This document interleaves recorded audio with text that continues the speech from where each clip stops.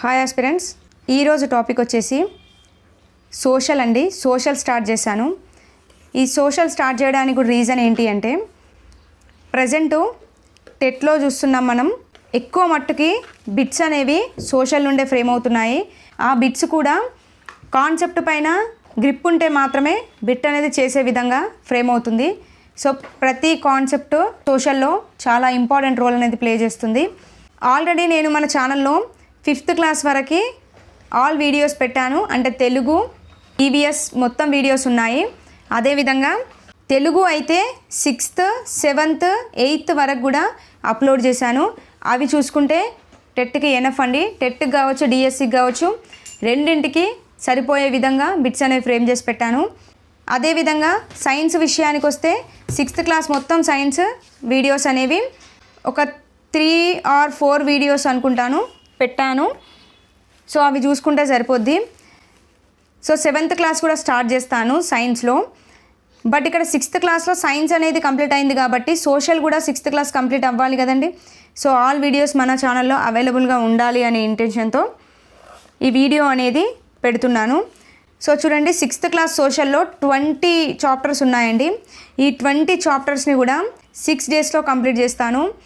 అలా ఎందుకు, అన్ని చాప్టర్స్ కలిపి ఒక 2 వీడియోలో కంప్లీట్ చేయొచ్చు కదా అన్న థాట్ ఉంటుంది మీకు. బట్ అలా చేస్తే ఏమవుతుందంటే సబ్జెక్ట్ అనేది చాలా మట్టుకు మిస్ అవుతుందండి.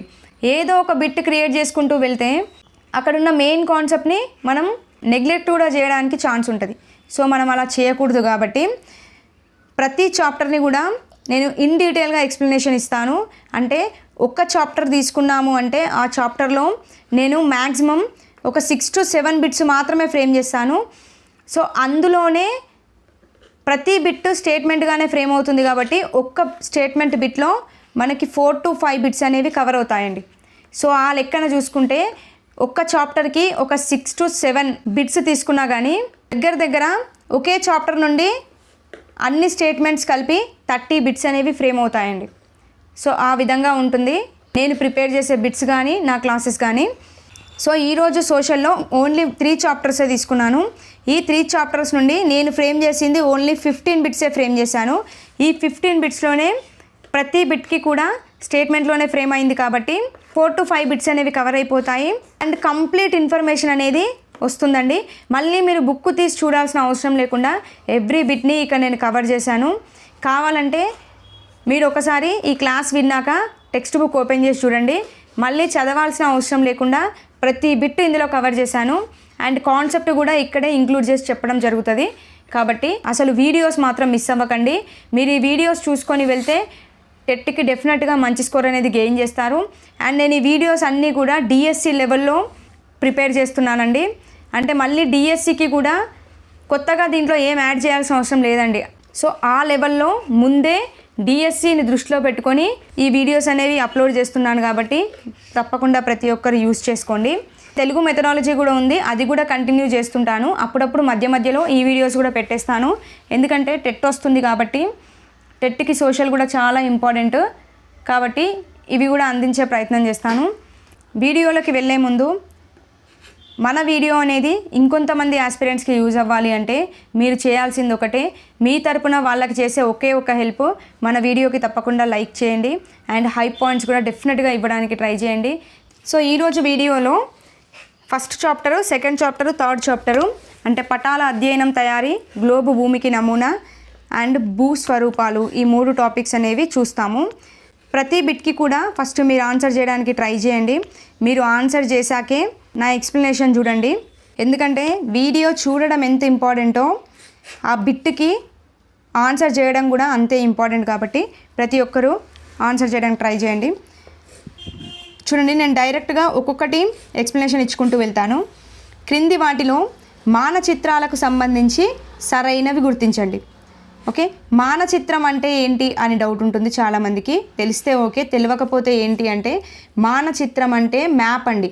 సో ఈ మ్యాప్లకు సంబంధించి సరైనవి ఏంటి అని అడుగుతున్నాడు. ఆప్షన్స్ చూడండి. మానచిత్రాల ద్వారా ఒక ప్రదేశం ఉష్ణ ప్రదేశమా శీతల ప్రదేశమా తెలుసుకోవచ్చు. ఎస్, ఎగ్జాక్ట్లీ కరెక్ట్ అండి. ఈ మానచిత్రాలు అంటే మ్యాప్స్ ద్వారా ఒక ప్రదేశం ఉష్ణ ప్రదేశమా తెలుసుకోవచ్చు, శీతల ప్రదేశమా తెలుసుకోవచ్చు, లేదంటే వర్షపాత ప్రాంతమా తెలుసుకోవచ్చు, లేదంటే అక్కడ ఉండే చెట్లు ఏంటి అని తెలుసుకోవచ్చు, లేదంటే ఒక ప్రదేశం అనేది ఏ తీరంలో ఉంది, సముద్ర తీరంలో ఉందా, పర్వతం పైన ఉందా, ఎడారిలో ఉందా, వీటన్నింటిని కూడా మ్యాప్ల ద్వారా తెలుసుకోవచ్చు అండి. నెక్స్ట్ ఒక జాతి ప్రజలు మాట్లాడే భాషను తెలుసుకోవచ్చు.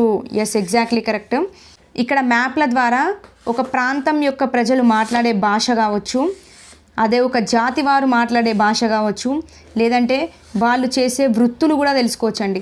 వాళ్ళు చేసే వృత్తులు ఏంటి, వాళ్ళ యొక్క నివాస ప్రాంతాలు ఏంటి, ఇవన్నీ కూడా మనం మానచిత్రాల ద్వారా తెలుసుకోవచ్చు. ఓకే, నెక్స్ట్ ఒక ప్రదేశం సముద్ర తీరంలో ఉందా, ఎడారిలో ఉందా తెలుసుకోవచ్చు. ఎస్, ఎగ్జాక్ట్లీ కరెక్ట్ కదండి. ఏ తీరంలో ఉంది తెలుసుకోవచ్చు, అండ్ అది ఏ ప్రదేశమో కూడా తెలుసుకోవచ్చు. ఓకే, సో ఇక్కడ ఏబిసి 3 కరెక్టే.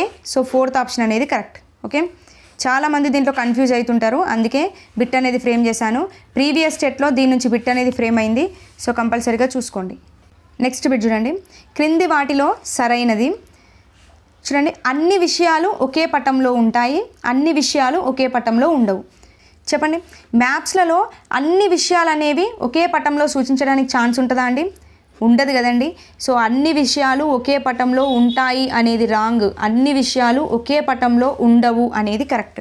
ఎందుకంటే అన్ని విషయాలు ఒకే పటంలో సూచించడానికి అసలు చాయిసే ఉండదు. సో ఇప్పుడు అన్ని విషయాలు ఒకే పటంలో చూపించడానికి ఎంత పెద్ద పటం అన్ని రెడీ చేస్తారండి మీరు?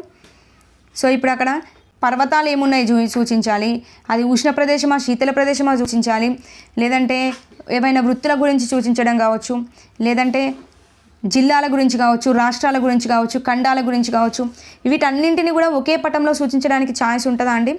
చాలా కష్టతరమైన పని. దేనికి ఏది అనేది మనం అసలు ఐడెంటిఫై చేయలేం. కాబట్టి అన్ని విషయాల్ని ఒకే పటంలో సూచించడానికి ఛాన్స్ అనేది ఉండదు. కాబట్టి ప్రతి టాపిక్కి కొన్ని పటాలు ఉంటాయండి. ఇప్పుడు భౌతికంగా చూస్తే కొన్ని భౌతిక పటాలు ఉంటాయి, ఆ భౌతికపరమైనవి సూచించడానికి. నెక్స్ట్ రాజకీయపరమైనవి సూచించడానికి రాజకీయ పటాలు ఉంటాయి, చరిత్రకు సంబంధించినవి సూచించడానికి చారిత్రక పటాలు ఉంటాయి. ఓకే, అంటే అన్ని విషయాలకు ఒకే పటాలు లేవు కదండి, ఒక్కొక్క దానికి ఒక్కొక్క పటం అనేది ఉంటుంది. కాబట్టి అన్ని విషయాల్ని ఒకే పటంలో సూచించలేం, అంటే అన్ని విషయాలు ఒకే పటంలో ఉండవు అనేది మనకు సరైనది. సో బి ఆప్షన్ అనేది కరెక్ట్. ఓకే, ఇది కొంచెం కన్ఫ్యూజ్ అయ్యే బిట్ కాబట్టి క్లారిటీగా మెన్షన్ చేశాను, చూసుకోండి. నెక్స్ట్ బిట్ చూడండి, క్రింది వాటిలో సరైనవి గుర్తించాలి. చూడండి, చిత్తుపటం ఆధారంగా ఒక ప్రదేశానికి మరొక ప్రదేశానికి మధ్య దూరం తెలుసుకోవచ్చు. చెప్పండి, కరెక్టా అండి? చూడండి, చిత్తుపటం గీస్తున్నాము, ఆ చిత్తుపటం ఆధారంగా ఒక ప్రదేశానికి మరొక ప్రదేశానికి మధ్య ఉన్న దూరం అనేది తెలుసుకోవచ్చు అని చెప్పేసి ఇచ్చాడు. తెలుసుకోవచ్చా అండి? లేదు కదండి. చిత్తుపటం విషయంలో 2 పాయింట్స్ ఉంటాయండి. గీసే పటం చిత్తుపటం కాకపోతే అందులో మనం దూరం ఎంత అనేది సూచించవచ్చు. బట్ అది చిత్తుపటం అయితే ఆ చిత్తుపటంలో మనం దూరంని కానీ ఆ దిశ ఏది అంటే తూర్పు, పడమర, ఉత్తరం, దక్షిణం, ఆ దిశ ఈ రెండింటిని మాత్రం అసలు తెలుపలేమండి. ఓకే, సో దూరం అనేది తెలుపలేం, కానీ అంటే తెలుసుకోవచ్చు అని ఇచ్చారు కాబట్టి తీసేయచ్చు. నెక్స్ట్ చిత్తుపటం ఆధారంగా దిశను తెలుపలేము. కరెక్టే కదండి, దూరాన్ని తెలుపలేము, దిశను తెలుపలేము, కాబట్టి ఇది కరెక్టే అవుతుంది. నెక్స్ట్ ఒక వ్యక్తి తూర్పు దిక్కుకు అభిముఖంగా నిలబడి ఉంటే అతని ఎడమ చేతులు దక్షిణ దిశను సూచిస్తుంది. చెప్పండి, ఇది కరెక్ట్ అవుతుందా? చూడండి, ఇలాంటి బిట్ వచ్చినప్పుడు ఫస్ట్ మనం దిక్కులు వేసుకోవాలి. మనకు అందరికీ తెలిసినవే కదండి, తూర్పు, పడమర, ఉత్తరం, దక్షిణం ఈ విధంగా ఉంటుంది. సో ఏమన్నాడు, తూర్పు దిక్కుకు అభిముఖంగా నిలబడి ఉన్నాడు అంటే ఇక్కడ నిలబడి ఉన్నాడు. ఓకే, అభిముఖంగా అంటే ఎదురుగా నిలబడి ఉన్నాడు. సో అతని ఎడమ చేతులు దక్షిణ దిశను సూచిస్తుంది, అంటే ఇది కుడి చేయి అనేది దక్షిణ దిశను సూచిస్తుంది. ఇక్కడ ఎడమ చేయి అనేది ఉత్తర దిశను సూచిస్తుంది. ఏమని అడిగాడు, ఎడమ చేతులు ఏ దిశని, ఉత్తర దిశను సూచించాలి. బట్ ఇక్కడ దక్షిణ దిశ అని ఇచ్చాడు కాబట్టి తీసేయచ్చు. ఓకే, దక్షిణ దిశ అయితే కుడి చేయి సూచిస్తుంది కాబట్టి తీసేయచ్చు. సో ఇలాగే బిట్ ఫ్రేమ్ అవుతో చూసుకోండి. నెక్స్ట్ దిక్కు అనేదాన్ని ఒక స్థానం నుంచి సాపేక్షంగా చెబుతారు. ఎస్, ఎగ్జాక్ట్లీ కరెక్ట్ అండి. ఇప్పుడు ఇక్కడ దిక్కులను సూచిస్తున్నాం, దాన్ని సాపేక్షంగా చెప్తామంటున్నాడు. సాపేక్షంగా ఎట్లా చెప్తామంటే ఇప్పుడు చూడండి, ఇక్కడ ఇందాకటి ఎగ్జాంపులే చూడండి.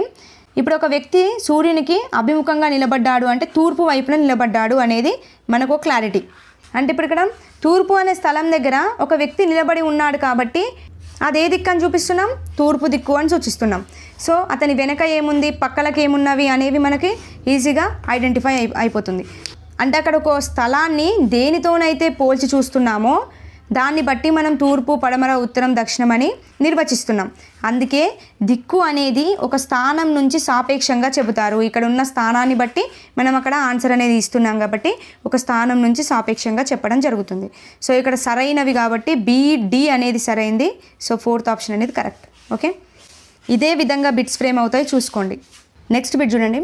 క్రింది వాటిలో సరైనవి గుర్తించాలి. సో భూమిపైన వాస్తవ దూరాలను అదే విధంగా మానచిత్రంలో చూపించవచ్చు. కరెక్టా అండి? చెప్పండి.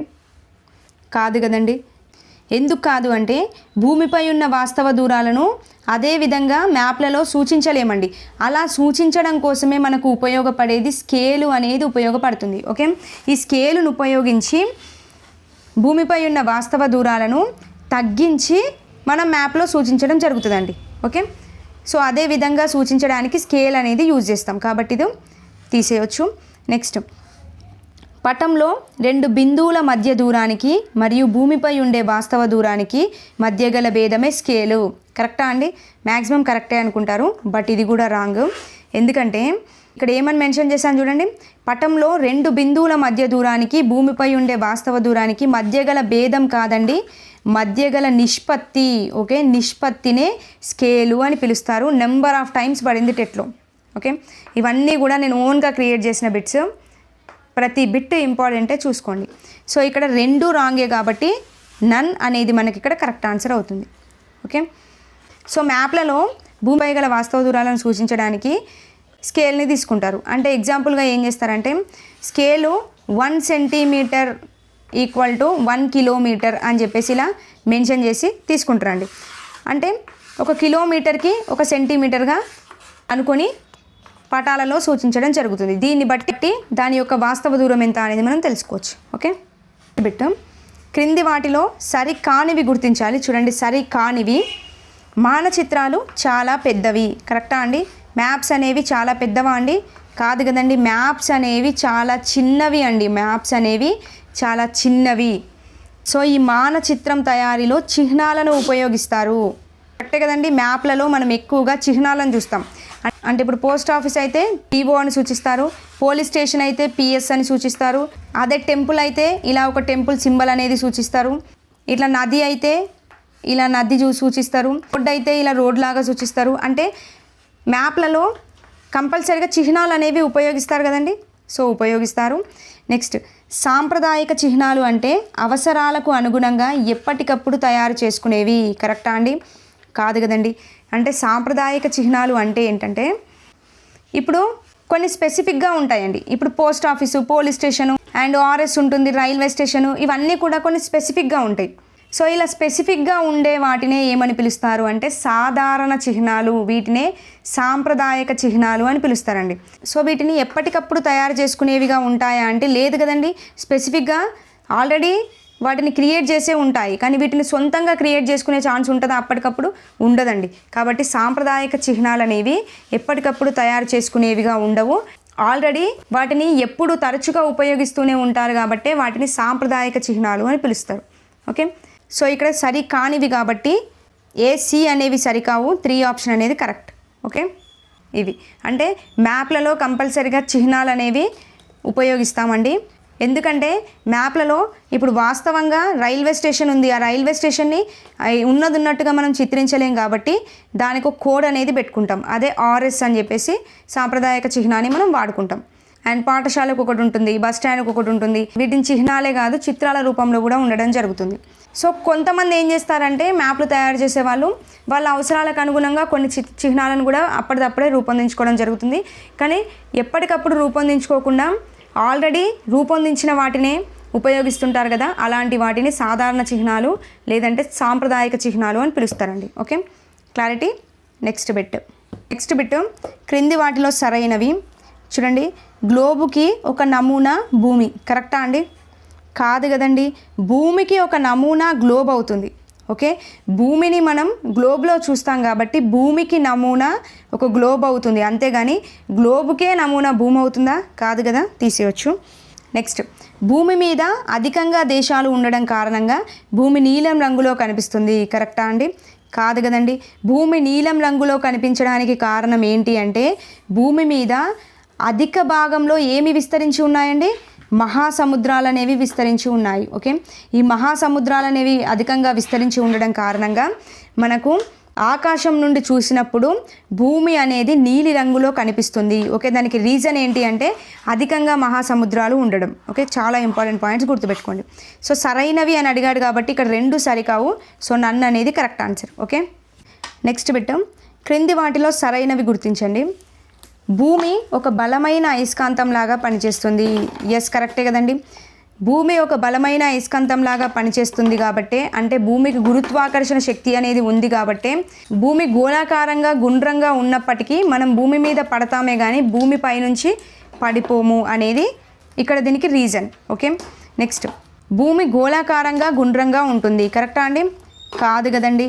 అంటే యాక్చువల్గా అయితే ఫ్యాక్ట్గా మాట్లాడాలంటే భూమి అనేది ఖచ్చితమైన గోళాకారంగా ఉండదు అండ్ ఖచ్చితంగా గుండ్రంగా కూడా ఉండదండి. సో మరి భూమి అనేది ఎలా ఉంటుంది అనేది చాలా ఇంపార్టెంట్.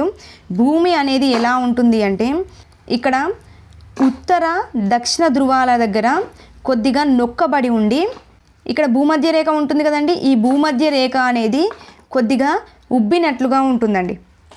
ఓకే, అంటే ఉత్తర దక్షిణ ధృవాలు అనేవి కొద్దిగా నొక్కబడి ఉండి అండ్ భూమధ్య రేఖ అనేది కొద్దిగా ఉబ్బినట్లుగా ఉంటుంది. అంతేగాని భూమి అనేది ఖచ్చితమైన గోళాకారం కాదు, ఖచ్చితమైన గుండ్రం కాదు. కాబట్టి సెకండ్ ఆప్షన్ అనేది రాంగ్. ఈ విధంగానే బిట్ ఫ్రేమ్ అవుతుంది, చూసుకోండి.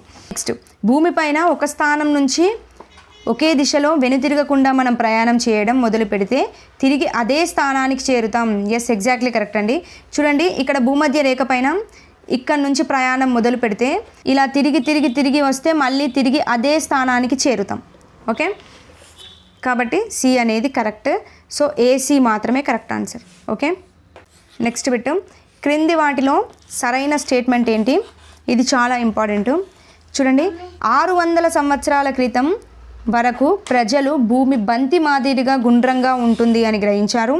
అదే 1400 సంవత్సరాల కాలంలో శాస్త్రవేత్తలు నావికులు భూమి బల్లపరుపుగా ఉంటుందని భావించారు. సో ఇక్కడ ఇద్దరు భావించడం జరిగింది. అందులో ఏది కరెక్ట్ అనేది మనం చూడాలి. చూడండి, 600 సంవత్సరాలకి క్రితం భూమి అనేది బంతి మాదిరిగా కాదండి, బల్లపరుపుగా ఉంటుంది. ఓకే, బల్లపరుపుగా ఉంటుంది అని చెప్పేసి ఎవరు భావించారు అంటే ప్రజలు భావించడం జరిగింది. అదే 1400 సంవత్సరంలో శాస్త్రవేత్తలు ఉన్నారు, నావికులు ఉన్నారు. సో వీరు కొంచెం ఎంతైనా కొద్దిగా ఎడ్యుకేటెడ్ పర్సన్స్ కాబట్టి వీరు ఏమంటారంటే వీళ్ళకి తెలుసు కదా భూమి నొక్కబడి బంతి మాదిరిగా గుండ్రంగా ఉంటుంది అని చెప్పేసి. కాబట్టి వీళ్ళు బల్లపరుపుగా కాదు, భూమి అనేది బంతి మాదిరిగా గుండ్రంగా ఉంటుందని చెప్పేసి చెప్తారు. సో ఇక్కడ 2 ఆపోజిట్లో ఇచ్చాను. సో ఇక్కడ 2 రాంగ్, నన్ను అనేది కరెక్ట్ ఆన్సర్. ఓకే, ఇక్కడ ఒకటే గుర్తుపెట్టుకోండి, ప్రజలైతే బల్లపరుపుగా ఉందని చెప్పేసి చెప్తారు. ఎందుకంటే వాళ్ళకి ఇప్పుడు ఎగ్జాక్ట్గా తెలియదు. మనం ఒక దగ్గర నిల్చున్నాము అంటే భూమి అనేది బల్లపరుపుగానే ఉంటుంది, అందుకే మనం భూమిపై నుంచి పడిపోవట్లేదు, అదే గుండ్రంగా ఉంటే పడిపోతుంటుంది అని వాళ్ళు ఆలోచిస్తారు. కాబట్టి వాళ్ళు ఏమంటారు, జస్ట్ బల్లపరుపుగా ఉందని చెప్పేస్తారు.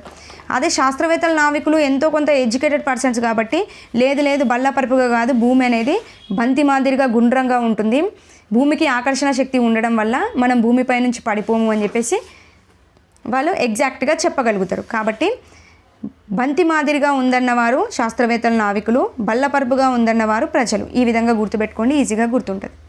నెక్స్ట్ బిట్ చూడండి, క్రింది వాటిలో సరైనది గుర్తించాలి. అతి చిన్న మహాసముద్రం అట్లాంటిక్. చెప్పండి, కరెక్టేనా అండి? మొత్తం మహాసముద్రాలు మనకు ఎన్ని ఉన్నాయి? 5 మహాసముద్రాలు ఉన్నాయి.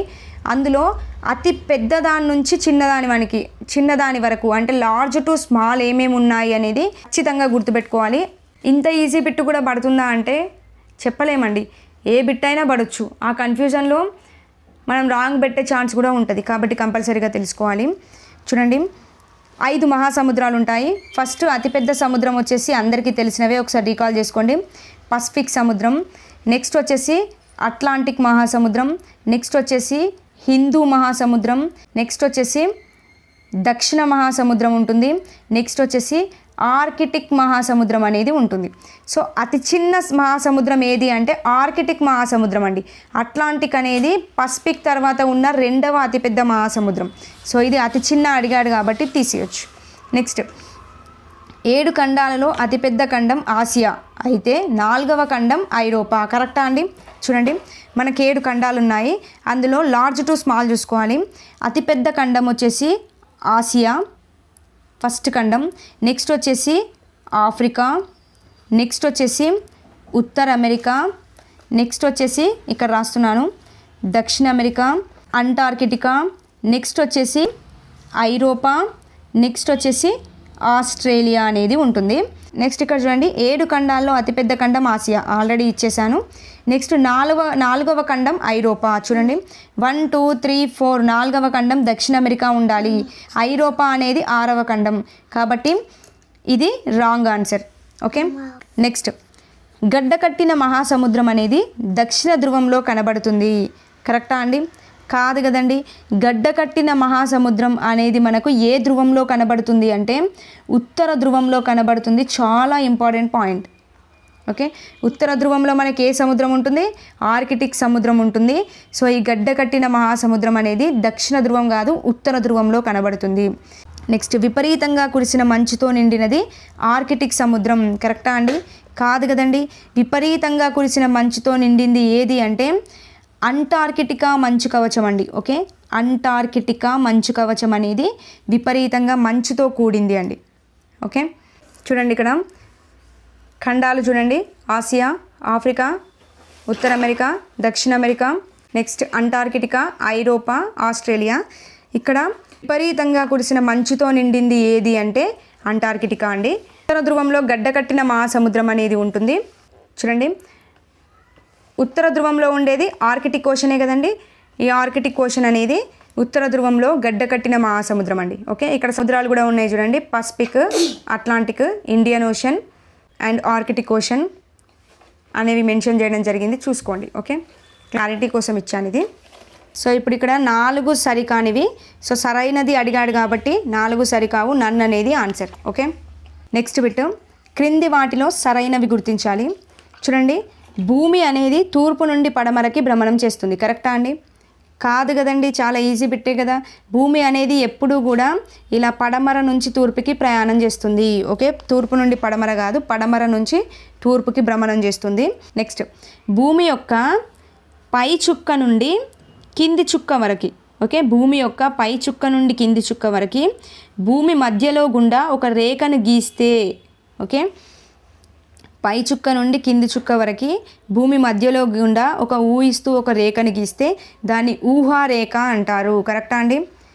కాదు కదండి, ఊహారేఖ అనరండి, దాన్ని అక్షం అని పిలుస్తారు. ఓకే, ఇలా భూమి పైన ఒక చుక్క నుండి మరొక చుక్క వరకు మధ్యలో నుండి ఒక ఊహారేఖను గీస్తే దాన్ని అక్షం అని పిలుస్తారు, గుర్తుపెట్టుకోండి. నెక్స్ట్ వచ్చేసి అక్షాంశాలలో కూడా, సారీ అండి ఇది కొద్దిగా మిస్టేక్ పడింది చూడండి, అక్షాంశాలలో కూడా పొడవైనది అండి. అక్షాంశాలలో పొడవైనది భూమధ్య రేఖ. Yes, exactly correct. అక్షాంశాలు అన్నింటిలో పొడవైన రేఖ భూమధ్య రేఖ. నెక్స్ట్ 0 డిగ్రీల రేఖాంశాన్ని అంతర్జాతీయ దినరేఖ అంటారు. కరెక్టా అండి? చూడండి, 0 డిగ్రీల రేఖాంశాన్ని గ్రీనిచ్ రేఖాంశం అని పిలుస్తారు. ఓకే, అదే దీనికి ఆపోజిట్లోనే ఉంటుంది 180 డిగ్రీల తూర్పు పశ్చిమ రేఖాంశం, దీన్నే అంతర్జాతీయ దినరేఖ అని పిలుస్తారు. ఓకే, సో 0 డిగ్రీల రేఖాంశాన్ని గ్రీనిచ్ రేఖాంశం అంటారు. సో ఇది తీసేయచ్చు. ఓకే, సో సరైనవి కాబట్టి సి మాత్రమే సరైనది, 4th ఆప్షన్ అనేది కరెక్ట్. క్లియర్? నెక్స్ట్ చూడండి, ఇక్కడ నుండి 3rd చాప్టర్ బిట్స్ చాలా ఇంపార్టెంట్ బిట్స్ ఉంటాయి దీంట్లో. చాలా టైమ్స్ ఈ టాపిక్ నుండి బిట్ అనేది ఫ్రేమ్ అయింది. చూడండి, మన రాష్ట్రంలో కొండలు అవి విస్తరించి ఉన్న జిల్లాలకు సంబంధించి సరికానిది గుర్తించాలి. నెంబర్ ఆఫ్ టైమ్స్ పడింది ఇది. సరికానిది అంటే 3 సరైనవి ఉంటాయి, ఒకటి సరికానిది. చూడండి, రాఖీ కొండలు అనేవి వికారాబాద్. కరెక్టా అండి? కాదు కదండి, రాఖీ కొండలు అనేవి జగిత్యాల జిల్లాలో ఉన్నాయి. ఓకే, నెక్స్ట్ కందికల్ కొండలు అనేవి జయశంకర్. కరెక్టే. సో కందికల్ కొండలు జయశంకర్. ఇంకొకటి ఏంటండి? పెద్దపల్లి. ఓకే, ఈ రెండింటిలో మన కందికల్ కొండలు కనబడతాయి.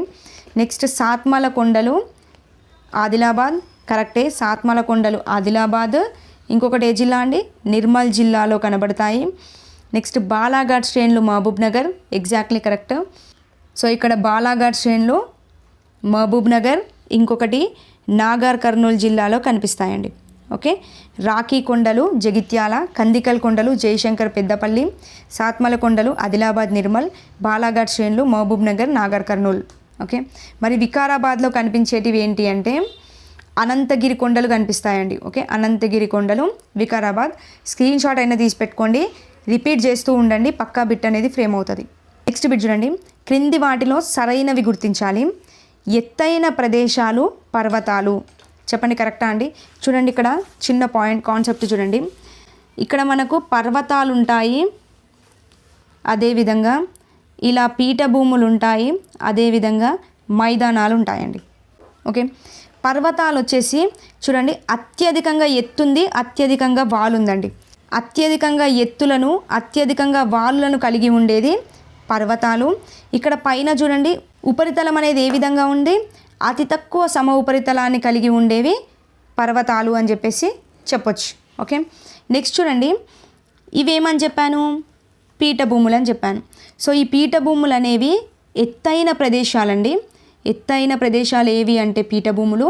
వీటి యొక్క ఉపరితలం అనేది ఏ విధంగా ఉందండి, ఇక్కడ పర్వతాల యొక్క ఉపరితలం అనేది తక్కువగా ఉంటే ఇక్కడ పీఠభూముల యొక్క ఉపరితలం అనేది విశాలంగా ఉంటుందండి. ఓకే, చూడండి విశాలమైన ఉపరితలాన్ని కలిగి ఉంటాయి. అండ్ ఇవి వీటంతా ఎత్తు పల్లాలను కలిగి ఉన్నాయండి, లేవు కదండి. అంటే స్వల్ప అసమాన ఎత్తులను పల్లాలను కలిగి ఉండేవి పీఠభూములు అని చెప్పొచ్చు. అదే మైదానాలు చూసినట్లయితే ఈ పర్వతాలు పీఠభూముల వలె కాకుండా సున్నితమైన వాల్ను కలిగి ఉన్నాయి చూడండి. ఓకే, ఈ సున్నితమైన వాల్ను కలిగిన సమతల విశాల ప్రాంతాలు ఏవి అంటే మైదానాలండి. ఓకే, ఇప్పుడు ఈ కాన్సెప్ట్ని బట్టి బిట్ అనేది చేద్దాం చూడండి. ఎత్తైన ప్రదేశాలు ఏమని చెప్పాను, ఇవి పర్వతాలు, ఇవేంటి పీఠభూములు, ఇవేంటి మైదాన ప్రాంతాలు. చూడండి ఎత్తైన ప్రదేశాలు ఏవి పీఠభూములు, సో పర్వతాలు కాదు కదా, తీసేయచ్చు. నెక్స్ట్ చూడండి అత్యధిక వ్యక్తులు కాదండి, సారీ కొంచెం మిస్టేక్ పడింది, అత్యధిక ఎత్తులు అండి. అత్యధిక ఎత్తులను వాళ్లను కలిగి ఉండేవి పీఠభూములు. చూడండి అత్యధిక ఎత్తులను వాళ్లను కలిగి ఉండేవి పర్వతాలు కలిగి ఉంటాయి. పీఠభూములకి అతి తక్కువ ఎత్తులు అతి తక్కువ వాళ్ళు ఉంటాయి కాబట్టి సో ఇది కూడా రాంగ్ ఆన్సర్. నెక్స్ట్ అతి తక్కువ సమ ఉపరితలాన్ని కలిగి ఉండేవి పర్వతాలు. చూడండి సమ ఉపరితలం అనేది అతి తక్కువగా ఉండేదేవి పర్వతాలని చెప్పాను, అతి ఎక్కువగా ఉండేదైతే పీఠభూములు అవుతాయి. సో ఇది ఎగ్జాక్ట్లీ కరెక్ట్. నెక్స్ట్ విశాలమైన ఉపరితలాన్ని కలిగి ఉండేవి పర్వతాలు. చెప్పండి విశాలమైన ఉపరితలాన్ని కలిగి ఉండేవి ఏంటి, మైదానాలు కదా, సో ఇది తీసేయచ్చు. సో మనకు కరెక్ట్ ఆన్సర్ కాబట్టి సి అనేది కరెక్ట్ ఆన్సర్, థర్డ్ ఆప్షన్ అనేది కరెక్ట్. ఓకే, ఇది ఒక్కటి గుర్తుపెట్టుకోండి, ఈజీగా ఎలాంటి బిట్ వచ్చినా ఆన్సర్ చేయొచ్చు. ఓకే, నెక్స్ట్ వచ్చేసి సున్నితమైన వాలు కలిగిన సమతల విశాల ప్రాంతాలే. చెప్పండి ఏమని చెప్పాను, ఇవి పర్వతాలు, ఇవి పీఠభూములు, ఇవి మైదానాలు. సున్నితమైన వాలు కలిగినవేవి మైదానాలే కదండి, సో మైదానాలు అనేది కరెక్ట్ ఆన్సర్. ఓకే, ఈ మైదానాలు అనేవి ఏ విధంగా ఏర్పడతాయని చూసినట్లయితే నదులు తీసుకొచ్చి మేట వేసిన ఒండ్రు మట్టితో ఈ ప్రాంతాలు అనేవి ఏర్పడతాయండి. సో ఇప్పుడు ఎగ్జాంపుల్గా ఇండియా మ్యాప్ చూసుకున్నట్లయితే మనము ఇక్కడ సింధు నది అనేది ఉంటుంది కదండి, ఈ సింధు నది మరియు దాని ఉపనదులు కలిసి ఇక్కడ పంజాబ్ మైదానం అనేది ఏర్పడుతుంది. అదేవిధంగా ఇక్కడ గంగా నది ఉంటుంది మరియు ఇక్కడ ఉండే కొన్ని రాష్ట్రాలు ఇవన్నీ కలిసి గంగా మైదానాన్ని ఏర్పరుస్తాయి. సో ఈ గంగా సింధు ఈ రెండు మైదానాలు కలిపి ఏమని పిలుస్తాము, గంగా సింధు మైదానం అని పిలుస్తామండి. ఓకే, సో ఇది కూడా మనకు టెక్స్ట్ బుక్లో మెన్షన్ చేశాడు, మైదానాల గురించి వచ్చింది కాబట్టి ఇక్కడ టాపిక్ అనేది డిస్కస్ చేసుకోవాలి, చూసుకోండి.